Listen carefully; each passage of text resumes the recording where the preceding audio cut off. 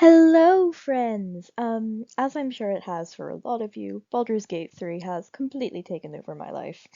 Here I am about 3 to 4 playthroughs in, and I just felt like it was a good time to actually start this and talk about one of my personal favorite characters, Amanita Szarr, who also happens to be Cazador Szarr's niece. I am literally so sure that just by that brief statement, you're probably sitting there with a lot of questions if you don't know who I'm talking about. So, just to clarify, I'm going to talk about everything in this video.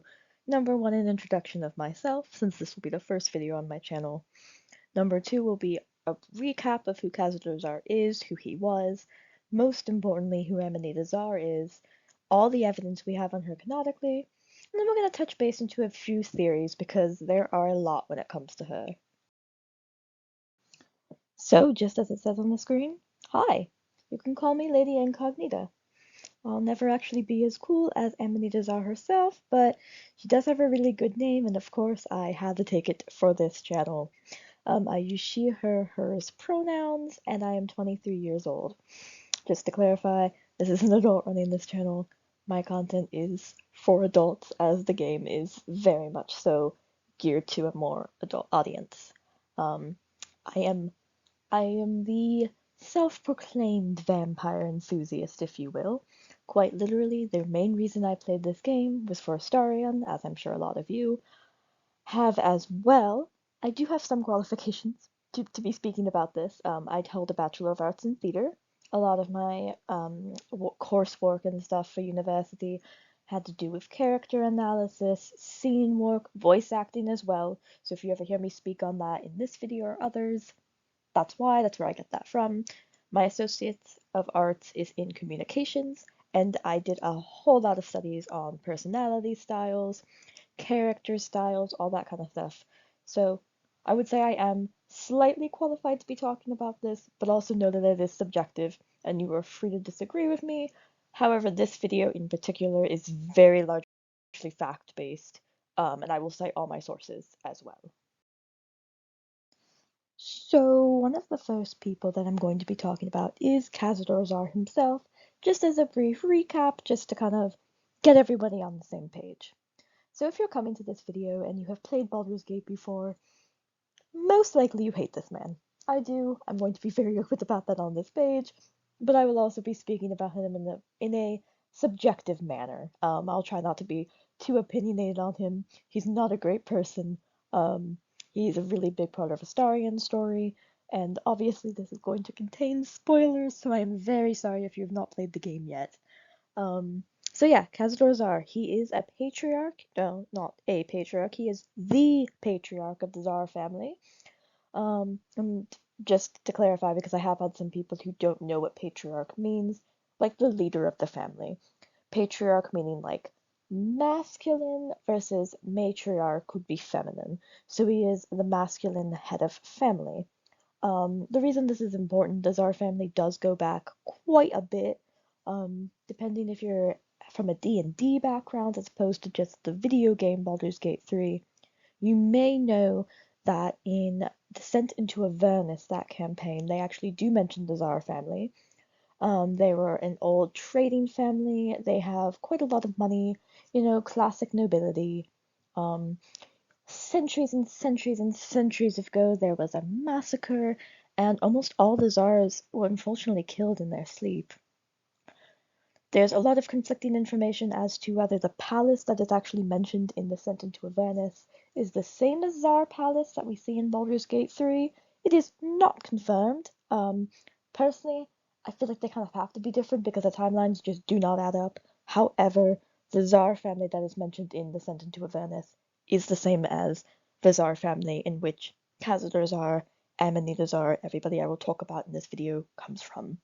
So he is the patriarch. He is very cruel, and you can get this dialect a couple ways in the game.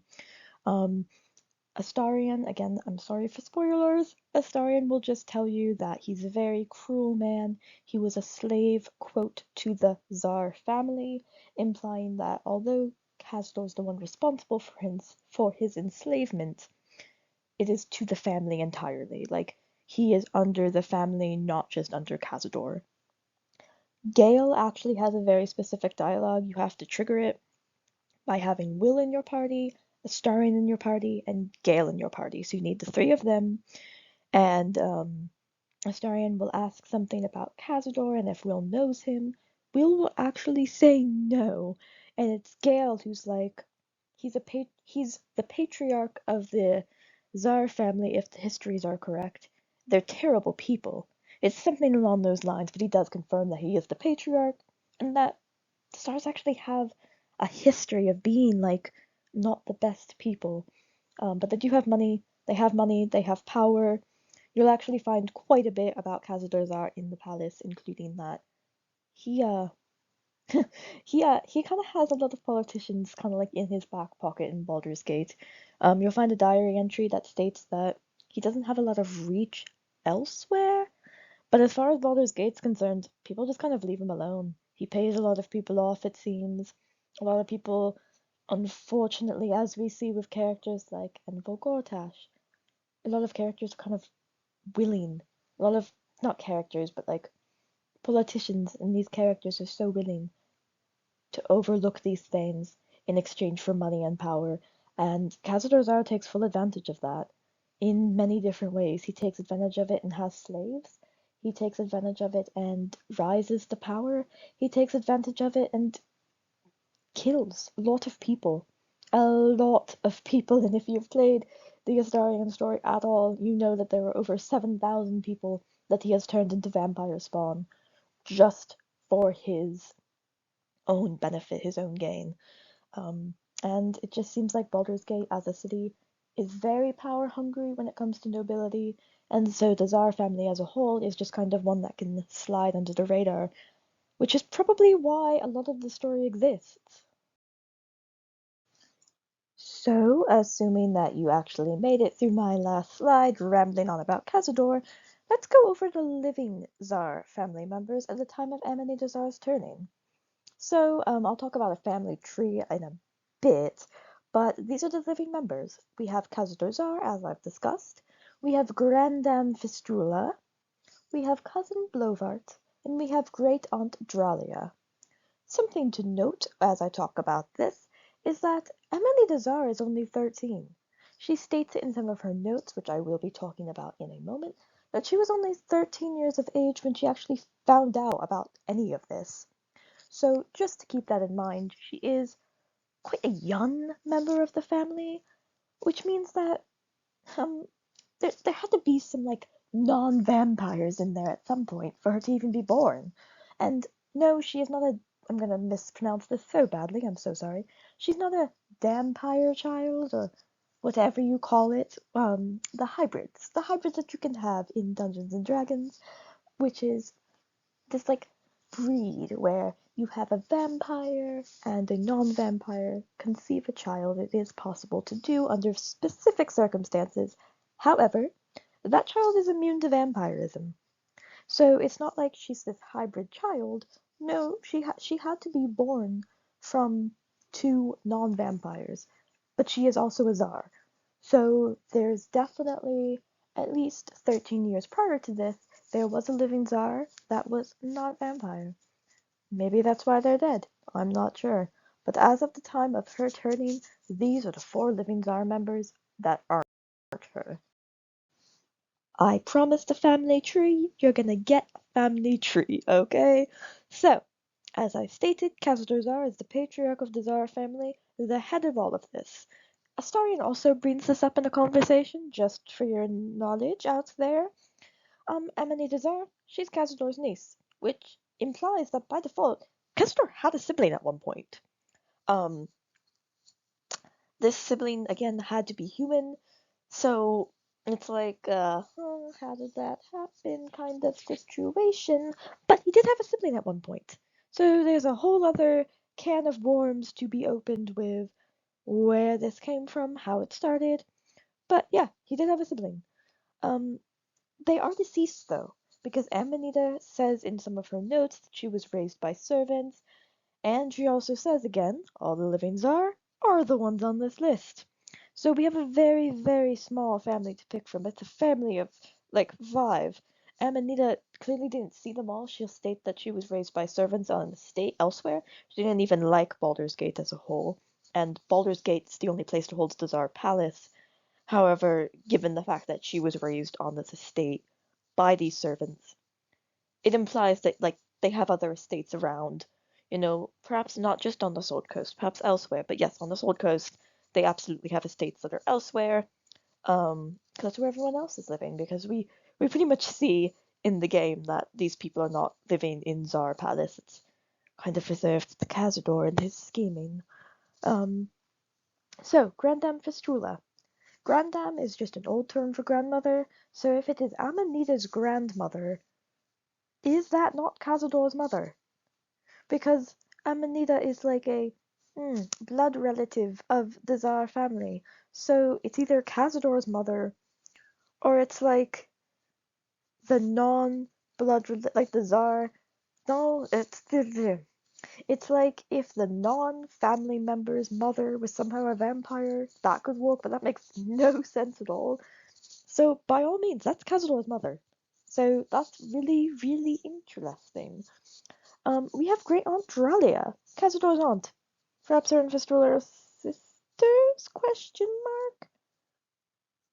That's my thought, because if that's Cazador's aunt, because it's Amanita's great aunt, then Dralia and Fistula could be siblings. They could be sisters. That's personally my theory. I could be wrong.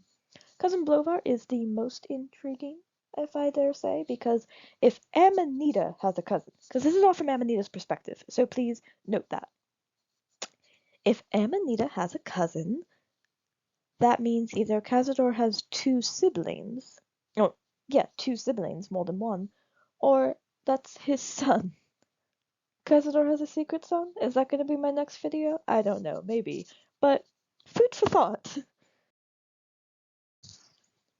Thank you for bearing with me through 12 minutes of this. If you've made it this far, let's get into the journal entries. All of these journal entries can be accessed on your own by going to Cazador's attic, which I have locations for at the end of this video. That being said, I'm going to read these journal entries. Don't roast me too much on how I say the names of the months. I swear to you I am trying. Let's get into it. Starting off with Altriac, 1477. Amanita writes, until I was 13 years of age, I didn't know that Uncle Cazador was a vampire. That indeed, my entire family were vampires, going back generations. Growing up on the Szarr country estate near Angeveld, raised by old family servants, I rarely visited our city palace in Baldur's Gate, and when I did, I couldn't wait to leave and return to the country. The city palace, straddling the wall between the upper and lower city, was more than creepy. It was somehow chilling. Signed, Amanita Szarr. Tarksar, 1477. On my 13th birthday, I was summoned to the city palace by Uncle Cazador. Old Drossel hitched the team to the best carriage and drove me to Black Dragon Gate, where I was met by portals and a little to carry me through the upper city to Szarr Palace. The chamberlain was waiting to conduct me to the ballroom, a chamber mysterious to me, as I'd never been allowed to enter it before. Signed, Amanita Szarr. Murder, 1477. The whole family was waiting for me, every living Szarr. Uncle Cazador, Grandam Fistula, Great-aunt Dahlia, and Cousin Blovart. There was a gilded clavichord on a dais that was playing without anybody sitting at the keyboard. The four of them were sitting on armchairs in a semicircle facing me. Uncle commanded me to approach him and look him in the eye. I did. Signed, Amanita Szarr. Kithorn, 1477. Uncle Cazador made me a vampire, but I refused to participate in the family rites. He gave me the hunger, but he could not break my will. He had Blovart imprison me in the attic. I weakened. They sent up human blood, and eventually I drank it. For a year they stopped sending anything. I tore out the walls in frustration. Then they sent up a bound captive. Signed, Amanita Szarr. Slamarule 1477. I succumbed. I am a vampire and damned. I curse the name of Szarr and reject it. Now I stay in the attic by choice and write my little histories. I am Lady Incognita. Amanita is no more.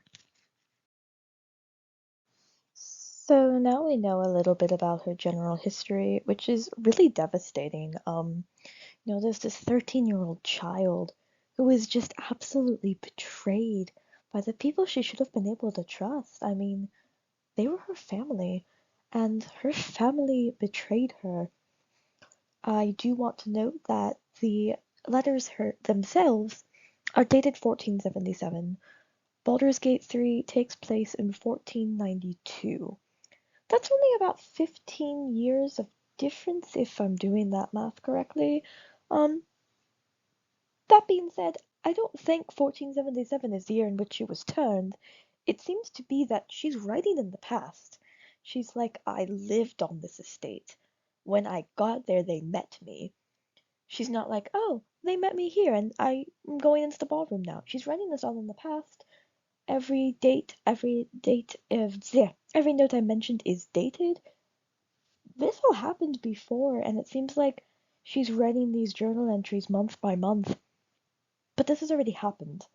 And she says she was forced to stay in the attic for a year without anything, and she, quote, tore at the walls in frustration. Not that she tears at the walls in frustration. So I don't believe 1407 is the year in which she was turned.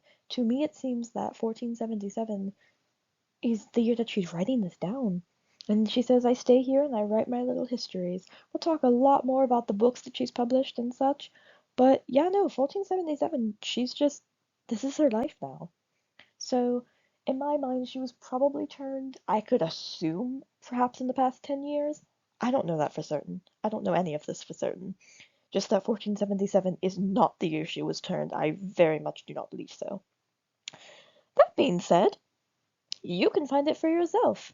This is Amanita's attic bedroom. I do show some pictures of it. There are a total of 5 hidden rooms in the attic, aside from like the main one that you walk into. Because you walk into one, you go into another, and another, and another, and another. But then there's like an extra one. It's like crazy up there. And at the end of this video, I have clips to like show you every single room in the attic. Just so you can see it for yourself. But yes, she does have a bedroom. It's this loft-looking thing. You do find her bed. Interestingly enough, candles are lit. I don't know what that means. But yeah, candles are lit. There's her bed. You'll find a very interesting chest, which I'll touch on later. But yes, she does have an attic bedroom. I screamed when I first found it, because she's just living in these awful conditions. And she was turned at 13. So there is this 13-year-old child who has like the brain of some 20-year-old woman at this point. And she hates her family. Her family absolutely betrayed her. She says that she curses the name and rejects it. That's why she's Lady Incognita now. Like, she's not just doing that to be edgy. I mean, it's a little funny to think of like this 13-year-old who's like, I'm gonna be Lady Incognita now. But it's devastating what happens to her. And I just feel like not a lot of people know. Miss Lady Incognita writes several books. She writes one that is called Vampires Before Velioth. This is located behind the ritual room where you fight Cazador, so like if you go down those stairs, obviously if you go straight, it's the Cazador fight, but you can in fact turn left or right and go around. And there's like a whole room with some charred goblins, which is kinda suspicious if you ask me. You'll find like some rotting fruit back there. A key, interestingly enough, I'll talk on that later. And you will find vampires before Velioth. If you heard me mention Amanita Szarr earlier, I'm not sure if I did. Um, she's no longer living. I assume that she is a she. She's no longer living. She came before Velioth, hence the name Vampires Before Velioth. Yeah, no, it's a pretty interesting document written by Lady Incognita herself. Just tells you some details about the order of vampires in the years. It's pretty cool. The Tourmaline Depths, it actually talks more about Amanita Szarr and how she opens these like depths of mines and stuff below Baldur's Gate, which actually seems like the point of that is that the ritual room, that whole dungeon area, it seems like that is part of the Tourmaline Depths. Tourmaline is also the color of a stone, well, a type of stone that usually has like, these blue-green colors, which ties into the dungeon area just a little too well. So yes, you can find this in Cazador's dungeon, and you can also find it on a stack of books in the House of Hope. Don't know what that's about. Likewise, her book Diseases of the Blood. This is also found in Cazador's dungeon, and it's also found on a stack of books in the House of Hope. Diseases of the Blood is pretty much just like there are a few diseases that you can get. This one causes this one causes this. You get it by like drinking infected blood, I guess is what she's trying to say. I will note that Tourmaline Depths and Diseases of the Blood are on opposite ends of the archive room in the House of Hope. The same room where you steal the Orphic Hammer if you're doing that plotline. They're in two different stacks. I don't know why they're there, because they are exact copies of the ones in Cazador's dungeon. They are still written by Amanita Szarr. There is no difference. I have no idea why the House of Hope has them, but maybe that's for another theory, you know? Theories, notable events. You'll probably see that I talked about a lot of these already. Sorry about that, I go off topic very easily. So the first two are kind of reiterations of what I've already said, but number three isn't. All the other members of the Szarr family are adults. I mean, her aunt kind of has to be, her great aunt kind of has to be, her grandmother kind of has to be. Blowfart had to be bigger than her. He had to be stronger than her because he forcibly imprisons her in the attic. It said like, you know, Cazador had him imprison me in the attic, which means that she was just turned against her will, said absolutely not, I'm not going to go along with this, and this man had to force her into the attic, which I mean, she is 13, but it does imply that he's bigger than her, he's stronger than her, assumingly older than her. So why was she turned so young? You don't age once you're a vampire. We see it with all of them. They don't age. So they purposely turned her at 13. And it's just like, why? Like, if she was kept human, it would make sense to, like, keep her human, keep her human until she's an adult, even if the goal was to, like, continue the family line, wait until she had her own child and then turn her. I could understand that. But she's 13. And now that they've turned her, like, that's not possible. That's not gonna happen. She's 13, she's a vampire now. That's it. So they specifically wanted to make her a child. I don't know why. One of the vampire spawn, Leon, he has a daughter. Her name's Victoria. I will be doing a video on the vampire spawn. I am kind of a vampire spawn enthusiast, if you will. I will be doing a video on them.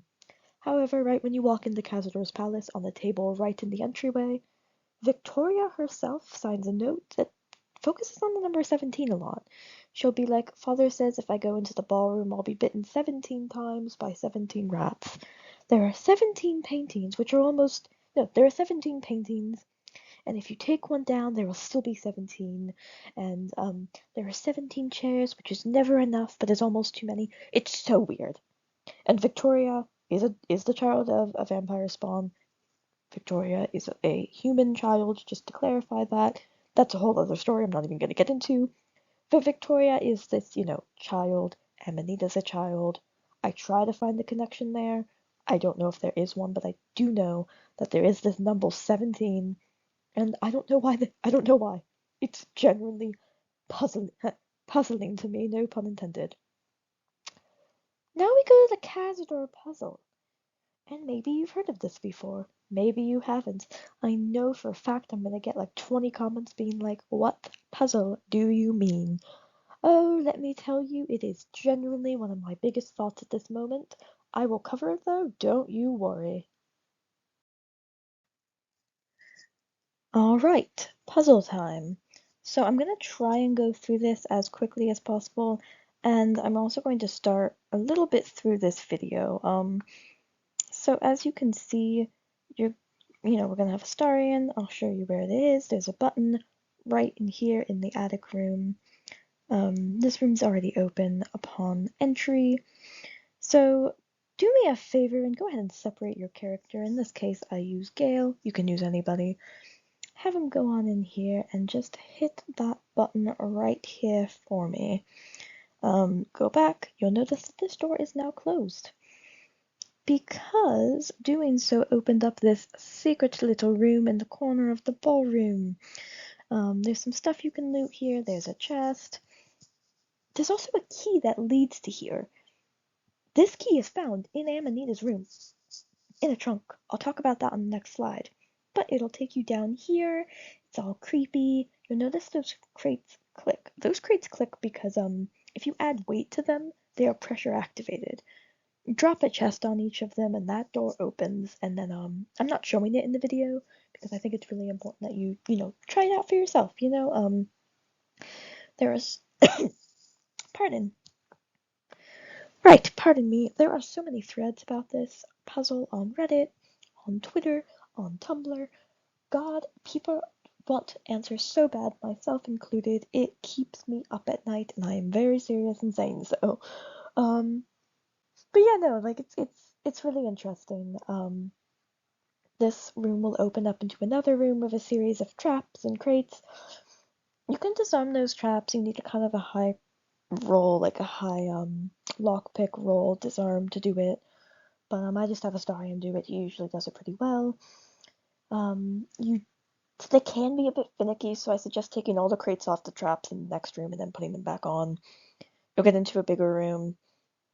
The patch notes claimed to have fixed it last patch, but to me that doesn't really make sense, because the only thing in that room is a chest, and that chest was always accessible, even before the patch quote-unquote fixed it. But by fixing it, all they did was remove some broken levers and add some traps, so it's really weird. Doesn't really make sense. Behind the ritual room, the Cazador ritual room, where I told you, you could find the vampires before Velioth, there's like this quote key to Cazador's dungeon. That makes no sense to me. There is not a single room in this godforsaken palace that you can use this key. I have a feeling that key ties into this puzzle somehow. Some people argue that there is no puzzle, that it's just a chest. For other reasons, I don't think that's true. But this isn't a video about the puzzle.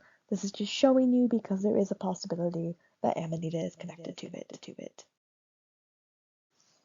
I will try to be so quick about this. These are the locations of all the hidden rooms, meaning that this is actually where Miss Amanita Szarr lives. So if you go into the ballroom and you just go right through this door, don't hit the button this time, obviously.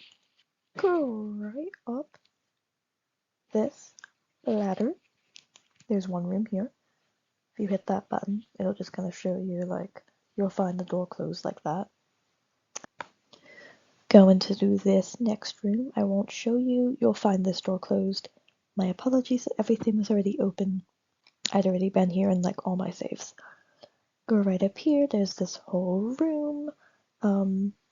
This room actually on the side here took me so long to find, so that's why I'm going to close this, because this button is, like, so perfectly hidden. You can see I did not find that room. Ignore I toggle onto a starring by mistake. Yeah, I could not find this room for the life of me. Found it, ended up screaming. I searched everything. There were no notes in this room that I'm in now.